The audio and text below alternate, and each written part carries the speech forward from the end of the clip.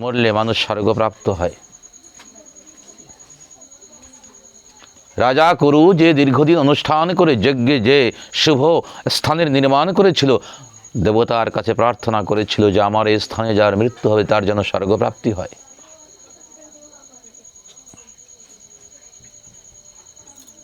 তাই সেই স্থানকে নির্বাচন করা হয়েছে। কারণ যুদ্ধে যদি পাণ্ডবরা হেরে যায় কৌরবরা সিংহাসন পাবে, যদি কৌরব হেরে যায় পাণ্ডবগণ সিংহাসন পাবে। কিন্তু এই যে সাধারণ যে সৈন্য যারা পরের জন্য জীবন কি বিসর্জন দিচ্ছে, তাদের তো কিছু পাওয়া উচিত।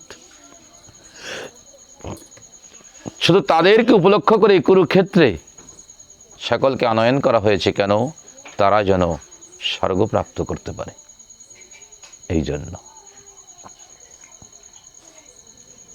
শ্রীমদ্ ভগবদ গীতার প্রথম শ্লোক, ধর্মক্ষেত্রে কুরুক্ষেত্রে সমাবেতা যুজুৎসব মামকা পাণ্ডবশ্চৈব কিম কুর্বত সঞ্জয়। ধৃতরাষ্ট্রবাচ, হে সঞ্জয়, কুরুক্ষেত্রে গিয়েছে আমার পুত্রগণ আর পাণ্ডুপুত্রগণ। যদ্যপি এখানে আমাদের পুত্রগণ সে ব্যবহার করতে পারত, আমাদের পুত্রগণ কি করছে, কিন্তু না, মামকা পাণ্ডবশৈব। তাই যেখানে যেখানে মামকা পাণ্ডবশৈব আসে, আমার আর তোমার, সেখানে কুরুক্ষেত্র হতেই থাকে। ঘরে হোক, বাইরে হোক, রাজ্যে হোক, সব জায়গায় যেখানে মামকা পাণ্ডবশৈব আসবে। ধৃতরাষ্ট্র বলতে পারতো যে আমাদের পুত্রগণ কি বলছে, বলেনি। মামকা পাণ্ডবশৈব কিম কুর্বত সঞ্জয়, কি করছে আমি একটু জানতে চাই। শ্রী শ্রী ঠাকুর নীলকান্ত গোস্বামী এই শ্লোকটি বড় সুন্দর করে বর্ণনা করেছেন। ধর্মক্ষেত্র কুরুক্ষেত্র, আমি আগেও বলেছি, তোমার যে কর্মক্ষেত্রকে তুমি ধর্মক্ষেত্রে রূপান্তরিত করো, সেখানে তোমার মৃত্যু স্বর্গপ্রাপ্তি হবে। কত সুন্দর। তুমি অন্যের তৈরি করা ধর্মক্ষেত্রে কেন যাবে? মুক্তির জন্য। তুমি অন্যের তৈরি করা ধর্মক্ষেত্রে কি মুক্তি কেন পাবে? নিজের তৈরি করা ধর্মক্ষেত্রে মুক্ত হও না। কত সুন্দর। তুমি পারো, তোমার কাছে সামর্থ্য আছে, পারো তুমি। সে যখন পেরেছে, সে যখন মানুষ, তোমার মধ্যে বিচার বুদ্ধি জ্ঞান মনুষ্যত্ব সমস্ত কিছু আছে, ভাবনা আছে, উন্নত আশা উন্নত বিচার, তুমি স্বর্গকে কামনা করো। যখন তুমি স্বর্গকে কামনা করো, সে বিশাল ক্ষেত্রকে তৈরি করেছিল, তুমি তোমার ছোট্ট ক্ষেত্রকে কর্মক্ষেত্র, তোমার ছোট্ট কর্মক্ষেত্রকে তুমি ধর্মক্ষেত্র করো। কঠিন কাজ না। ধর্মের কাজ যে ক্ষেত্রে করায় তাই ধর্মক্ষেত্র হয়।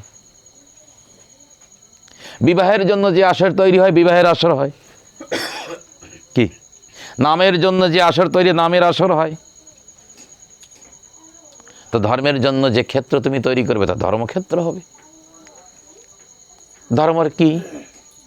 যে কর্ম অন্যের মঙ্গল সাধিত হয়, যে কর্মে অন্যের মঙ্গল সাধিত হয়, যে কর্মে তোমার মনে আনন্দ প্রাপ্ত হয়। আনন্দ দুই প্রকার, একটা নিরানন্দযুক্ত আনন্দ, তাই না? আর একটা পরমানন্দযুক্ত আনন্দ। আনন্দ শব্দ একটি, এর আগে তুমি অনেকগুলি শব্দ ব্যবহার করতে পারবে। আনন্দ, নিরানন্দ, আনন্দ, পরমানন্দ, আনন্দ, আগে তুমি যা বসাবে। আজ তুমি তোমার কর্মক্ষেত্রকে ধর্মক্ষেত্রে করো। যদি তুমি না পারো, যে ধর্মক্ষেত্রে রূপান্তরিত করেছে তার কর্মক্ষেত্রে কি, তুমি তার কাছে যাও। যেমন আমরা টিউশন পড়তে যাই, আমি পড়তে পারছি না ভাই, আমাকে একটু হেল্প কর, আমার ধান হচ্ছে না ঠিক মতো, যার ধান হচ্ছে তার কাছে যাই পরামর্শ নিতে। যে যার ক্ষেত্রকে ধর্মক্ষেত্রে রূপান্তরিত করতে পেরেছে, তুমি তার সান্নিধ্যে গিয়ে পরামর্শ নাও যে বাবা আমি এটা করতে চাই, আপনি আমাকে আদর্শ করুন। আমি একটু মন্দিরে স্থাপনা করতে চাই, মন্দিরটা কোন কোনায় বসাবো। আমি একটু ঘর তৈরি করতে চাই, ঘরটা তৈরি কোথায় করব। আমি একটু বাড়িতে তুলসী গাছ লাগাবো, কোন কোনায় লাগালে হবে। তুলসী গাছ সবসময় মঙ্গল কার্য করে না। অগ্নিকোণে যদি তুলসী গাছ থাকে, সে বাড়ি প্রগতি হবে না, ধীরে ধীরে সব নষ্ট হয়ে যাবে। এই জন্য বাড়ির অগ্নিকোণে কখনো তুলসী গাছ লাগাবে না। তুলসী গাছ থেকে শ্রেষ্ঠ সুন্দর কি নমো নমো তুলসী শ্রীকৃষ্ণ প্রেয়সী নমো নমো, কৃষ্ণ প্রেয়সী ব্রজে রাধা কৃষ্ণের চরণ পাবো এই অভিলাষী। যার কাছে ভগবান শ্রীকৃষ্ণের ভক্তি কামনা করছি তাকেও যদি স্থাপনা করতে হয় বাড়ির অগ্নিকোণে নয়। কত সুন্দর। তাই যে কর্মকে, যার কর্মক্ষেত্রকে ধর্মক্ষেত্রে রূপান্তরিত করেছে তার কাছে যাই, সুন্দর হয়ে যাবে। আমার ধর্মক্ষেত্রে যখন বসে আমি সুন্দর ধর্মের কর্ম করব, যখন ধর্মস্বরূপ পরমাত্মা আমার ক্ষেত্রে প্রকটিত হবে, আমার জন্ম সার্থক, আমার ধর্ম সার্থক, আমার কর্ম সার্থক, আমার সাধনা সার্থক, সবই সার্থক। কর্ম, কর্ম ছাড়া পৃথিবীতে কোনো কিছুই হয় না, সবই কর্ম। যে পাগল তারও কর্ম আছে, দেখবা সেও গুনগুন করে গান গাচ্ছে, দেখো সেও কাগজ ছিঁড়ছে, সেও কাগজ নিয়ে গিট দিচ্ছে না। মৃত্যুর আগ পর্যন্ত মানুষের কর্ম, এমনকি শ্বাস প্রশ্বাস নেওয়া এও কর্মের মধ্যে আসে। শ্বাস প্রশ্বাস, শ্বাস ছাড়া, শ্বাস নেওয়া, এই যে নিদ্রা, ঘুম ইত্যাদি, নিদ্রা তথা চলা বলা, এ সমস্ত কিছু কর্মের মধ্যে আসছে, সবই কর্ম। তাই আজ ভগবান শ্রীকৃষ্ণ কুরুক্ষেত্রের মাঝখান থেকে অর্জুনকে, আমরা জানি সকলে, অর্জুন যখন কুরুক্ষেত্রের মাঝে ওই রূপকে দর্শন করেছে, দর্শন করে সে দুঃখী হয়ে গেছে। এখানে দুই প্রকারের ব্যাখ্যা রয়েছে, দুটো ব্যাখ্যা। প্রথম ব্যাখ্যা কি, অর্জুন যখন কুরুক্ষেত্রে গিয়েছে তখন তার মনে স্বাভিমান জাগ্রত হয়েছে, ভগবান শ্রীকৃষ্ণকে বলেছে সেনের ভয়ের মধ্যে স্থাপ পয়মে অচ্যুত, হে অচ্যুত তুমি আমার আমার রথকে উভয় সেনার মধ্যে স্থাপনা করো, দেখতে চাই কারা এসেছে। তারপরে ভগবান শ্রীকৃষ্ণ যখন অর্জুনের আদেশকে নিয়ে উভয় রথের মধ্যে, উভয় সৈন্যের মধ্যে রথকে স্থাপনা করেছে, এবং অর্জুন যখন চারিদিকে দেখেছে তখন তার কি বে পথস্য শরীরে মে রোমাহস্য জায়তে গান্ডিবাং স্রংসতে হস্তাত্মক চৈব পরিজয়তে। আগে অনেক কিছু ঘটনা ঘটে গেছে, সমস্ত কিছু দেখে সে অনেক কথা বলেছে ভগবান শ্রীকৃষ্ণকে, এই যুদ্ধ আমি করব না, এই যে অসংখ্য মানুষ মারা যাবে, এই যে বিপত্তি সৃষ্টি হবে, কেউ পুত্রকে হারাবে, কেউ স্বামীকে হারাবে, কেউ তার পিতাকে হারাবে, এক বিকট পরিস্থিতি হবে, আমি এইগুলিকে চাই না। এর জন্য আমি পূর্বে যে ভিক্ষা অন্নে প্রতিপালিত হচ্ছিলাম তাও ছিল ঠিক। তারপরে অর্জুন ধনুষ্বাণ ত্যাগ করে ভগবান শ্রীকৃষ্ণের কাছে বসে পড়েছে। কেহ দিচ্ছে কি, অর্জুন বিষাদযুক্ত হয়ে বিষাদস্য হয়েছে, কেউ বলছে কি অর্জুন ভয় পেয়ে গেছে, কেউ বলছে অর্জুন ভয় পেয়ে গেছে, কেউ বলছে অর্জুন বাস্তবিক ভয় পেয়ে যাওয়ার কথা। কিন্তু এখানে যদি আর একটা দিকে দৃষ্টিপাত করি, অর্জুন ভয় পায়নি। এই পৃথিবীতে অন্য ভয় পেতে পারে, অর্জুন ভয় পেতে পারে না। এবমুক্ত ঋষিকেশ গুড়াকে সপরন্ত অর্জুন নিদ্রাকে জয় করেছিল, যে নিদ্রাকে জয় করে তার মধ্যে মোহ আসতে পারে না। অর্জুন কত বড় মহান বীর, যখন রাজসূয় যজ্ঞ করে কে ধর্মরাজ যুধিষ্ঠির সম্পূর্ণ স্বর্গ মর্ত পাতাল সকলকে নিমন্ত্রণ দিতে হয়েছিল, অর্জুন পাতালে গিয়েছিল কাকে, অনন্তনাগকে নিমন্ত্রণ দিতে, তোমাকে যেতে হবে। বলছে আমার মাথার উপরে ব্রহ্মাণ্ড আমি কেমন করে যাব, অর্জুন বলছে আমি পারি ব্রহ্মাণ্ডকে ধারণ করতে। কেমন করে, বলে আমি বীরাসনে উপবেশন করে আমার গান্ডীভে যে বাণ স্থাপনা করব, মন্ত্র দ্বারা সেই বাণের উপরে আমি ব্রহ্মাণ্ডকে স্থাপনা করে রাখতে পারি, এতটুকু ক্ষমতা আমার আছে।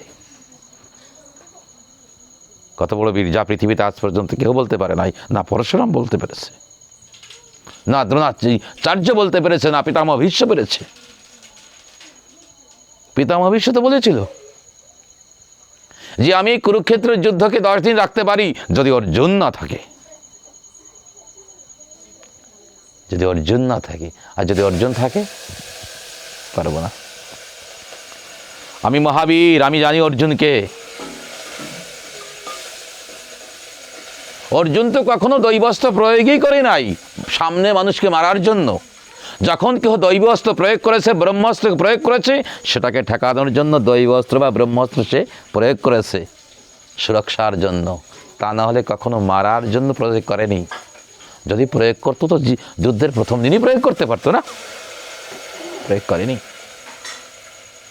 যে অনন্তনাগকে, যে শেষনাগকে বলেছে আপনি যান, আমি আমার বাণের উপরে ব্রহ্মাণ্ডকে ধারণ করে রাখছি। সে অর্জুন যখন এই কুরুক্ষেত্রের সমস্ত দিকে তাকিয়েছে, তার মন বাস্তবিক বিষাদযুক্ত হয়েছে, ভয়ে নয়, কারণ্যতায়। ভয়ে নয়।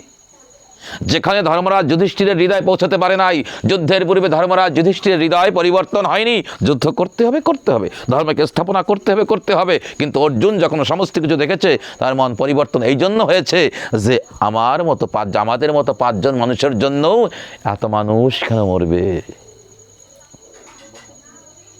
আমি ভক্ত, আমি কৃষ্ণের আশ্রয়ে থাকি, কৃষ্ণ আমার শাখা, কৃষ্ণের সান্নিধ্যে আমি কাটছি। আমার জীবন বিনাশের জন্য হতে পারে না। এই অসংখ্য মানুষ মরে যাচ্ছে, অসংখ্য মানুষ মরে যাবে। কেউ পিতা হারানোর কি দুঃখ আমি জানি,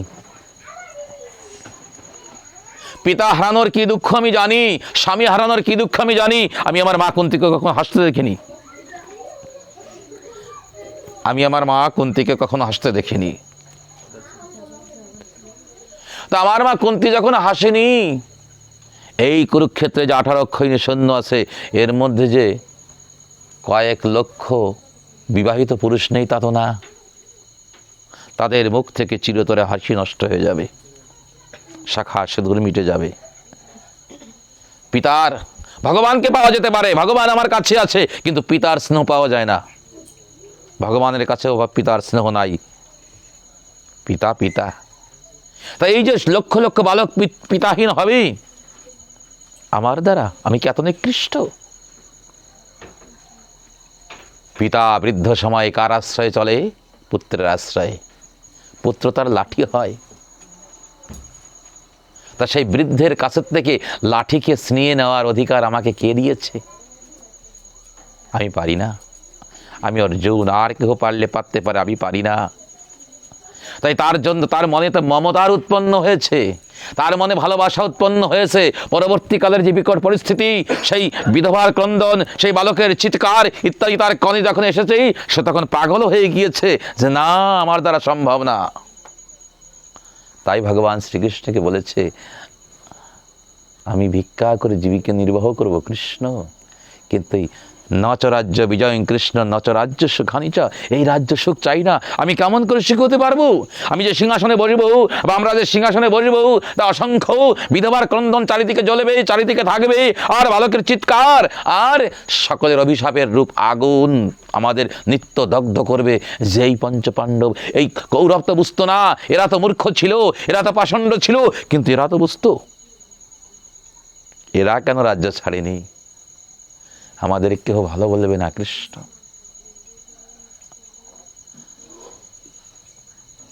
তুমি এসেছো, তাই তোমার কাছে বলছি, তুমি ছাড়া আমার তো পরম বন্ধু কেহ নাই।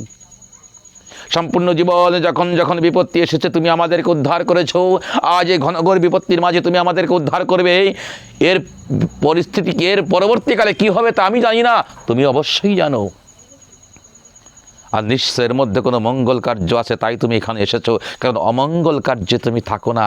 তাই হেকে সব তোমার কি মঙ্গল কি অমঙ্গল, কারণ আমি যেটা চোখ দ্বারা দেখি সেটা প্রকৃত দেখা হয় না।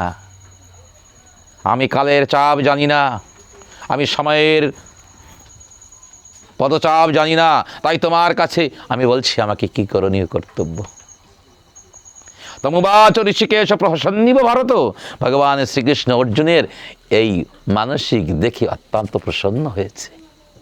বাহ বাহ অর্জুন, ধন্য তুমি, তুমি ধন্য। তুমি মানুষ অর্জুন, তোমার মধ্যে মমতা রয়েছে, তোমার মধ্যে ভালোবাসা রয়েছে, তুমি জগতের কল্যাণকারী, তোমার মধ্যে মমতা এতটুকু থাকা প্রয়োজন। আমি খুশি তোমার বলাতে, কিন্তু এটি তোমার একার যদি হতো অর্জুন, আমি যুদ্ধ করতে বলতাম না। তাই তোমার বৃহৎ হৃদয়, তোমার বৃহৎ হৃদয়, তুমি শ্রেষ্ঠ।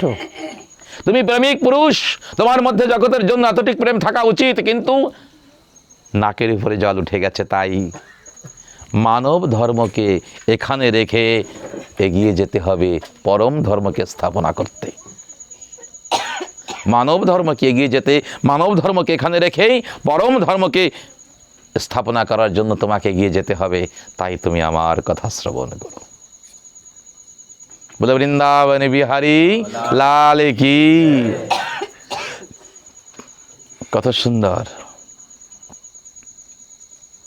আজ অর্জুন যখন নিজের হাত ভগবানের হাতে দিয়েছে, তখন সে শাখা ছিল, কিন্তু না, অর্জুন আজ নিজের হাতখানা ভগবানের পায়ে দিয়েছে।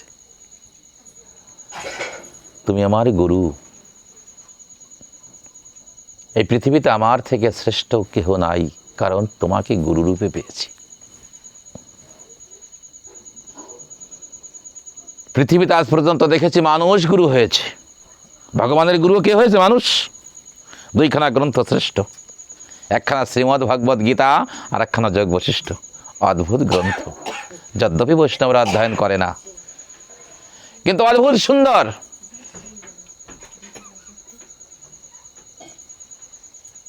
এক জায়গায় গুরুদেবের ভূমিকায় ভগবান, আর কোথাও গুরুর ভূমিকায় ভগবানকে দেখা যায়নি। কপিল দেবকে একবার দেখা গিয়েছে, আর দ্বিতীয়ত আরেকটি জায়গায় ভগবান শিষ্যের ভূমিকায় রামচন্দ্র। ভগবান রামচন্দ্র শিষ্য হয়ে গুরুদেব বশিষ্ঠের কাছে জিজ্ঞাসা করেছে, বশিষ্ঠ সমাধান দিয়েছে। যা সমাধান দিয়েছে তাই যোগ বশিষ্ঠ রামায়ণ।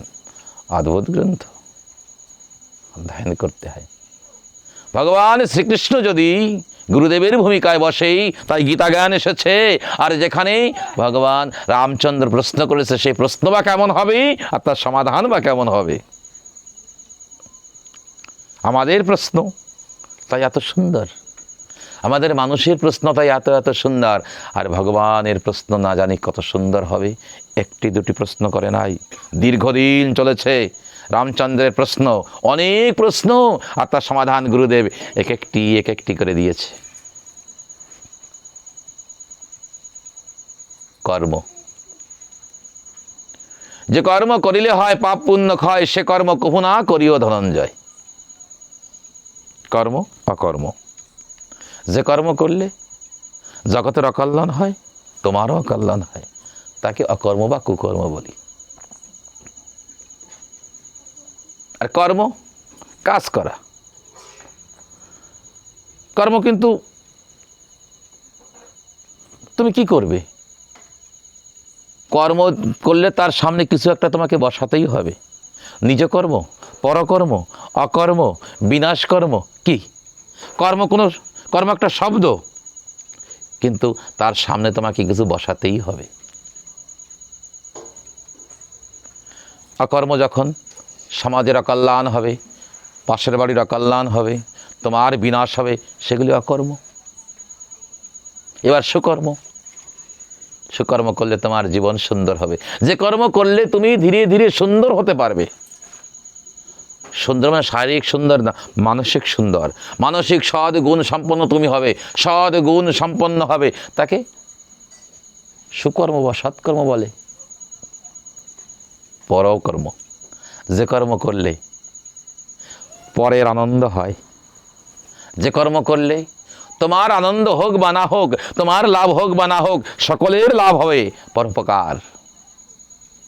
তারপরে দেবকর্ম রয়েছে, দৈবকর্ম।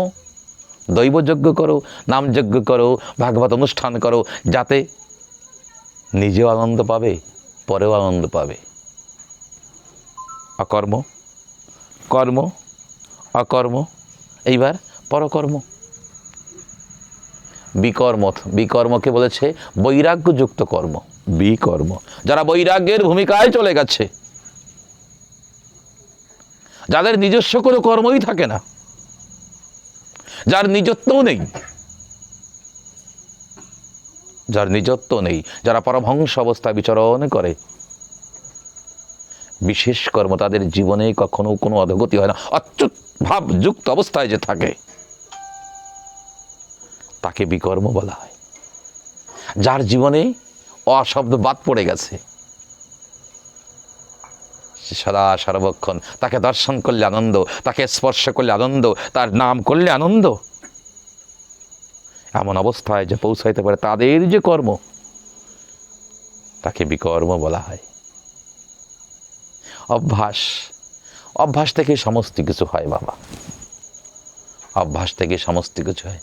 নিয়ম করলাম যে আমি প্রত্যেক দিন সকালবেলায় 3 মিনিট হরে কৃষ্ণ হরে কৃষ্ণ হরে কৃষ্ণ হরে কৃষ্ণ করব, তারপরে দিন 4 মিনিট জয় শ্রী রাধে জয় শ্রী রাধে জয় শ্রী রাধে করব।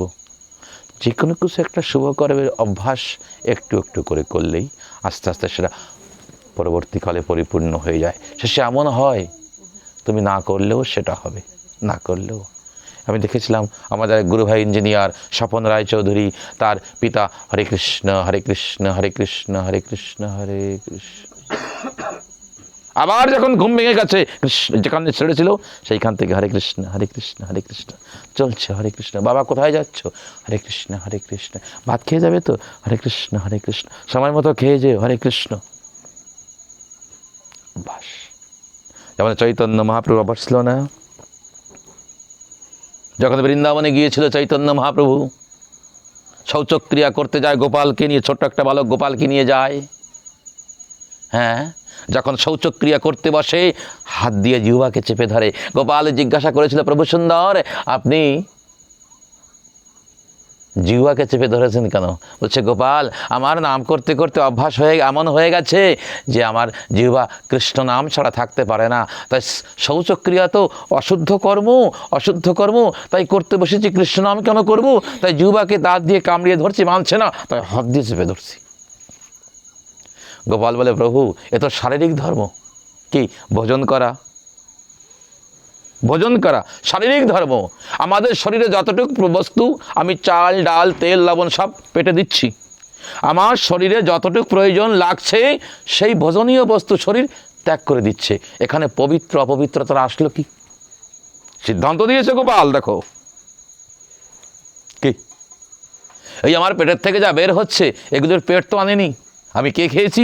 বাজারে গিয়ে সব থেকে যা ভালো লেগেছে আমার, আমি তাই নিয়ে এসেছি। আমি তাই আনার পরে তাই আরও সুন্দর করে রান্না করেছি, তারপরেও সুন্দর করে তৈরি করে আমি মুখিয়ে দিচ্ছি, আনন্দ সহকারে প্রভুকে নিবেদন করে আমি সেগুলি প্রসাদ পাচ্ছি, প্রসাদ পেয়েছি। কি? প্রসাদ পাওয়ার পরে যখন পেটে গিয়েছে, আমার শরীর বিচার করে সে থেকে কতটুক আমার নেওয়া প্রয়োজন, শরীর ততটুক নিয়ে বাকিটুক বলছে আমার প্রয়োজন নাই। সুন্দর। তা সেইটুক শরীর বের করে দিয়েছে, যেটুক তার প্রয়োজন নাই। প্রভু এখানে শুদ্ধ অশুদ্ধর প্রয়োজন জায়গাই নেই। বাহ, মহাপ্রভু বলছে চমৎকার। বলছে তো শারীরিক ধর্ম, আর দ্বিতীয়ত শরীর আর মন তো আলাদা। কায়া প্রাণে ন সম্বন্ধ কাকস্য পরিবেজনা, ভজন মানসিক আর ভোজন শারীরিক, ভোজন মানসিক আর ভজন শারীরিক, এর মধ্যে ওটা আসতে পারে না। আর যদি এই অবস্থায় মৃত্যু হয় তখন তো সে মুক্ত হতে পারবে না। প্রভু দেখেছ, যদি কারণ কাল কখনো বলে আসে না, নিঃশ্বাসে 50 জন মরতে পারে, আর শৌচক্রিয়া করতে 2, 4, 5, 10 মিনিট লাগে। আর এই সময় যদি কাল এসে যায় তো কৃষ্ণ নাম থেকে সে বঞ্চিত হবে, কৃষ্ণ ধাম থেকে সে বঞ্চিত হবে। প্রভু মহাপ্রভু উঠে গোপালকে বলছে, গোপাল তুমি আমার গুরু। গোপাল গুরু আশ্রম বৃন্দাবনে যাবেন। মহাপ্রভু জানতেন না? জানতেন। তখন থেকে বিচার করে গেছে, নাম সর্বস্থানে জপ করতে পারবে, নামের কালাকাল নাহিক বিচার, নাম সর্বসরৎসার। সবসময় নাম করতে পারবে। পথ চলিতে কথা বলিতে গাফ ললিতে রাধা নাম। আমাকে একজন জিজ্ঞাসা করেছে, কথা বলিতে কি করে নাম জপ করব? পথ চলিতে ঠিক আছে, কথা বলিতে কি করে নাম জপ করবো? আমি বলছি কেন? জয় শ্রী রাধে দাদা, কোথায় যাচ্ছেন? হরে কৃষ্ণ, ঠিক মতো খেয়াল রাখবেন। জয় রাধে দিদি, ভালো আছে তো? কেন মাঝে মাঝে আমি কৃষ্ণ নাম বসাতে পারছি না, কথা বলতে পারছি না। এমনকি কলহের মধ্যেও যদি নামকে আনি, কি ঝগড়া বেঁধে গেছে, হরে কৃষ্ণ মারবো তোকে একটা, জয় রাধে, কি গন্ডগোল মিটে যাবে না? যখন ঝগড়া হবে নামের ওর মধ্যে নামে নিয়ে যাবে, নাম নিয়ে আসবে। এক একটা যখন গালি দেব তার সামনে একবার জয় রাধে জয় শ্রীকৃষ্ণ হরিবল বসাবো, দেখি গন্ডগোল থাকে নাকি, থাকবে না। তাই নাম সমস্ত জায়গায় নিতে পারে, নাম যেখানে যাবে অমঙ্গলকে নষ্ট করবে সেখানে। কর্ম,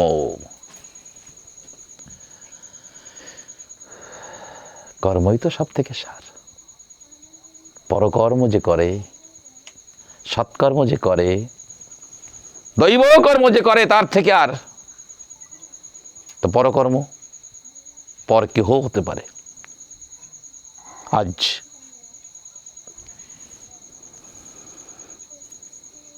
কুরুক্ষেত্রের যুদ্ধ সমাপন হয়ে গেছে। কুরুক্ষেত্রের যুদ্ধ পরিপূর্ণ। ধর্মরাজ যুধিষ্ঠির মনে ভাবনা হয়েছে কি, আমি বড় পাপী, আমি বড় অপরাধী, কেন এত মানুষ আমার জন্য মরেছে। যে ভাবনা, যে বিচার কুরুক্ষেত্রের যুদ্ধে মাঠে বসে এসেছে অর্জুনের মনে, সেই বিচার অর্জুনের এসেছে এই যুধিষ্ঠির মনে ভাবনা এসেছে কতদিন পরে? 20 দিন পরে। তাহলে বিচারে যুধিষ্ঠিরের থেকেও শ্রেষ্ঠ আসনে অর্জুন গিয়েছে। অর্জুনের মনে প্রথম যে ভাবনা এসেছে, সেই ভাবনা ধর্মরাজের মনে এসেছে কতদিন পরে? 20-25 দিন পরে। তাই কি বলছে, আমাকে কি করতে হবে? অশ্বমেধ যজ্ঞ করতে হবে। পরবর্তীকালে ঋষিগণ সিদ্ধান্ত দেয় তোমাকে অশ্বমেধ যজ্ঞ করতে হবে। এদিকে ঘটনা ঘটেছে কি, যখন কুরুক্ষেত্রের যুদ্ধের কথা শুনেছে রাজা ময়ূরধ্বজ, সে তার পুত্রকে একদিন ডেকে বলে, পুত্র সুধন্বা, তোমার কাছে একটি প্রার্থনা আমার। প্রণাম করেছে পিতার চরণে। তুমি আদেশ করবে আমাকে, প্রার্থনা কেন করবে? বলছে, যা হোক আমার একটি আশা। বলে, কি আশা? তুমি কি পূরণ করতে পারবে? সুধন্বা বলছে, শরীর তোমার, এ মন তোমার, এ বিচার তোমার, এ ভাবনা তোমার। যদি আমার সামর্থ্য, আমি প্রতিজ্ঞা করে বলছি তোমার নাম নিয়ে অবশ্য পূর্ণ করব। আর আমার মন বলছে আমি পরিপূর্ণ করতে পারবো, কারণ যদি আমি পূর্ণ না করতে পারতাম তুমি আমাকে বলতে না। কি সিদ্ধান্ত কোথায়? আমি জানি আমি পূর্ণ করতে পারবো, কারণ আমি আদর্শ পিতার আদর্শ পুত্র, যজ্ঞবান পিতার যজ্ঞবান পুত্র। আর আমি যদি সেইটাকে না করতে পারতাম, কঠিন হতে পারে, তুমি আমার কাছে বলতে না। তোমার বিশ্বাস যে আমি এটা পূর্ণ করতে পারবো, তো যদি কোনো পিতার বিশ্বাস হয় পুত্রের প্রতি যে সে পরিপূর্ণ করতে পারবে, আমি পারবো। বলো কি? বলে, অর্জুনের রথের সারথি যুক্ত অবস্থায় আমি কৃষ্ণ অর্জুনকে দেখতে চাই। সম্ভব? কি প্রার্থনা করেছে? তার জন্য কুরুক্ষেত্র সৃষ্টি করতে হবে না? অর্জুনের রথের সারথি ভগবান বারবার হয়নি, কিন্তু একবারই হয়েছিল। তো কি বলছে? আমি অর্জুনের রথের সারথি যুক্ত অবস্থায় ভগবান শ্রীকৃষ্ণ অর্জুনকে দেখতে চাই। সুধন্বা বলছে,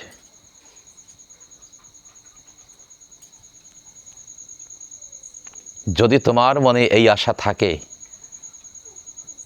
আমিও প্রতিজ্ঞা করছি তোমার সাধনা পূর্ণ করব, তোমার কামনা পূর্ণ করব।